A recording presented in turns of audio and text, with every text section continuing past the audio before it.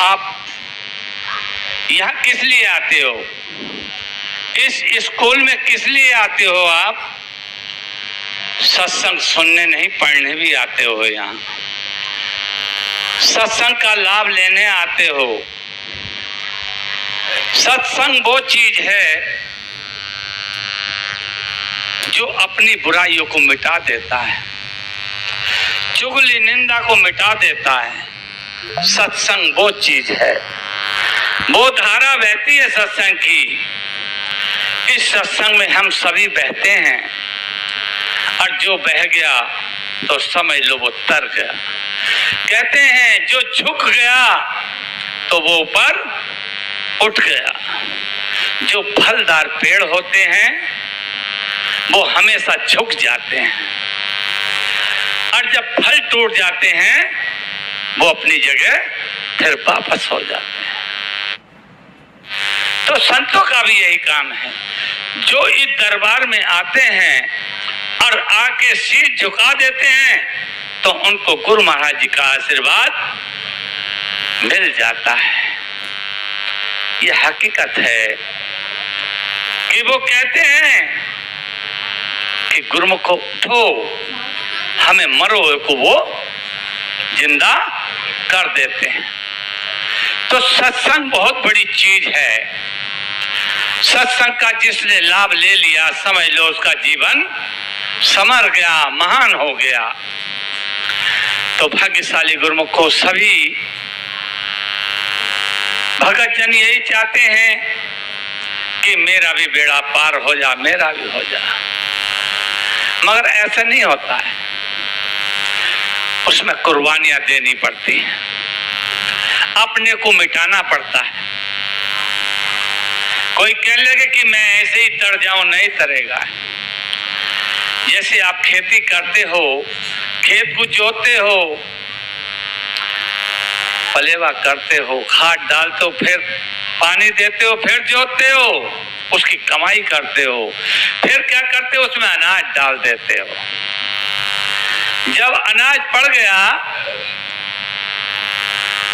जैसे वो उसमें से एक शाख निकलती है और वो दाना खाक हो जाता है।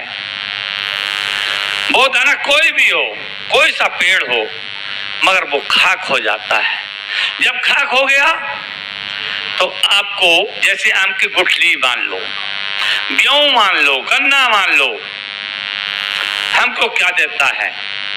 फल देते हैं। कर्म अच्छा कीजिए, यही पूजा है, यही सत्संग है, सब कुछ यही है। अपनी जो मन की भावनाएं हैं उनको मारिए, अपने सतगुरु महाराज जी के चरणों में रखिए। अहंकार कभी किसी भगत को, महात्मा को, संतों को नहीं आना चाहिए। गुस्सा आ गया तो हमारी भक्ति का नाश हो गया, किसी को डांट दिया तो भी हमारी भक्ति का नाश हो गया है। तो प्रेमियों, गुरु महाराज जी कहते हैं जो मेरे 5 नियमों पे चलता है, जो मेरे 5 नियमों पे चलता है, तो मैं उनके अंग संग रहता हूँ। 2 घंटे जो भजन करता है मैं उसके हृदय में विराजमान रहता हूँ। तो भाग्यशाली गुरुमुख हो। तो गुरु महाराज जी क्यों इस बात पर जोर दे रहे हैं कि 2 घंटे भजन करना है? कोई आफत इस संसार पे आने वाली है, उसे टालने के लिए। जैसे अभी कोरोना चला था, भक्तों को कुछ नहीं हुआ है, भक्तों को किसी को कुछ भी नहीं हुआ है, सब नाम जाम उसका ध्यान किया है और सब ठीक रहे हैं। तो ऐसे ही गुरु महाराज जी को कोई ऐसा आभास हो रहा है कि कोई घटना घटने वाली है, तो इसलिए ज्यादा जोर दे रहे हैं कि भजन करिए, भजन करो, नहीं बिना भजन के कुछ भी नहीं है, समझे नहीं? तो इसलिए हमारे गुरु महाराज जी क्यों जोर दे रहे हैं? इसलिए दे रहे हैं कि आप सुरक्षित रहें, कायम में लक्ष्मण रेखा में रहें। जो गुरु महाराज जी की आज्ञा में रहता है उसको कुछ नहीं होने वाला है। कारा बोल मेरे श्री गुरु महाराज जी की, ये मेरा अनुभव है। जो उनकी चरण सड़ को हर वक्त उनको याद करता है उसको कुछ भी नहीं होने वाला है। एक फेरी दिल्ली से एक परिवार एक किराए की गाड़ी करके आनंदपुर पहुंच गए और पहुंच क्या गए, रास्ते में उनको याद हुआ ग्वालियर से जब निकले कि किसी ने ताला लगाया। ये सच्ची घटना है।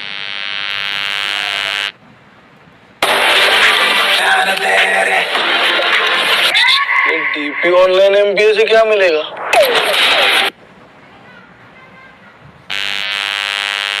तो सब ने कह दिया हमने भी नहीं लगाया, हमने भी नहीं लगाया। तो भगत के मन से निकला कि घर लुट गया। ये दिल्ली की बात है, नहीं छोड़ा होगा किसी ने माल हमारा। तो भाग्यशाली गुरुमुख वो आनंदपुर पहुंच जाते हैं। मैं उस टाइम पर प्राइवेट अड्डे पे गाड़ियों के नंबर, ड्राइवर का नंबर नोट करता था और मोबाइल नंबर।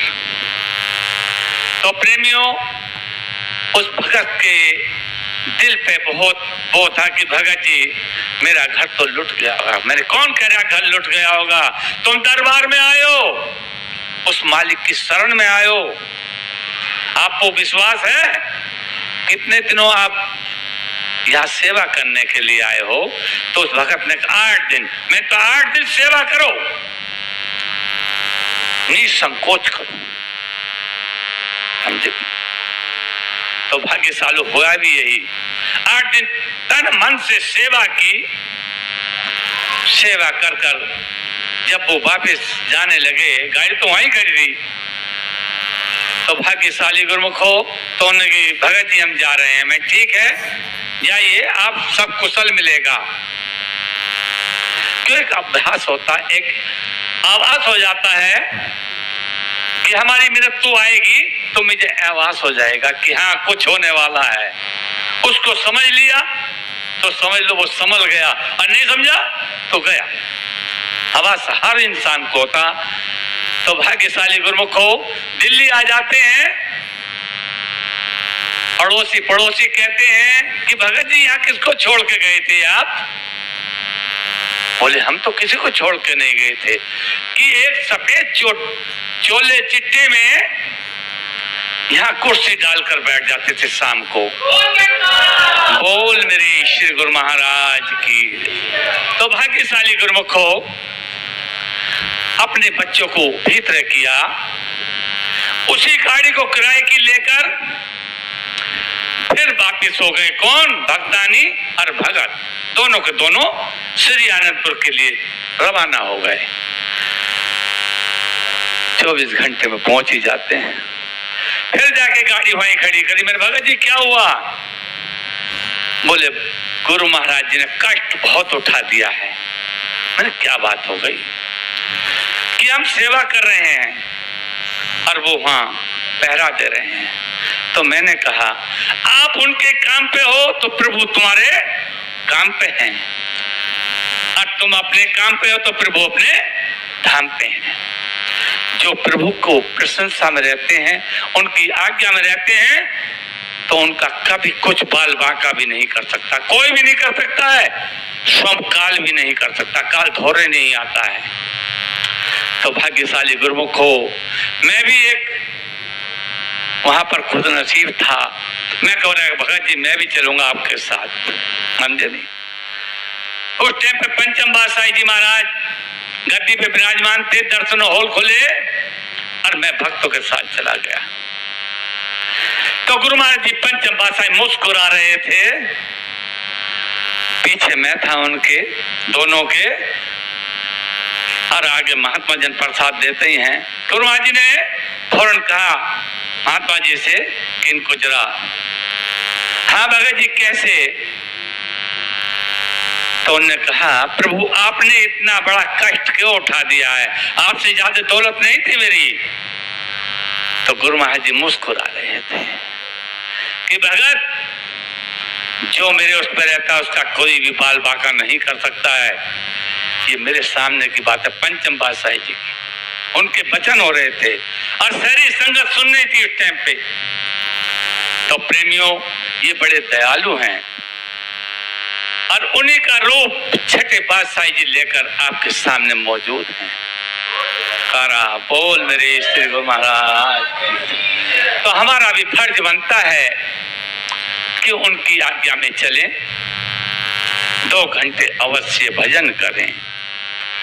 आरती, पूजा, सत्संग, सेवा, सुमरन और ध्यान श्रद्धा सहित जो करते निश्चय हो जाता कल्याण। 2 घंटे भजन मेरे गुरु महाराज जी हर बार हर घड़ी कह रहे हैं।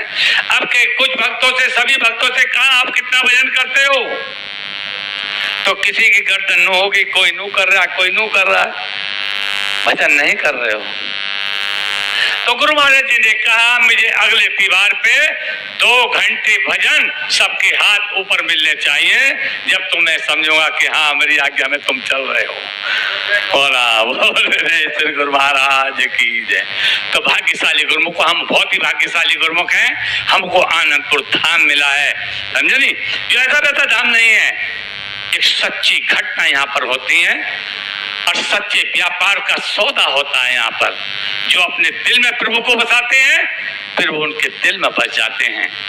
तो भाग्यशाली गुरुमुख हो, मैं अपनी वाणी को यहीं विराम दूंगा। अब केक कटेगा या प्रवचन होंगे उनके, अभी प्रवचन होंगे महात्मा जी के, दिल्ली से जहां भी होंगे प्रभु उनके प्रवचन सुनना है और अपनी आत्मा का कल्याण करना है। बोलो जयकारा बोल मेरे श्री गुरु महाराज की।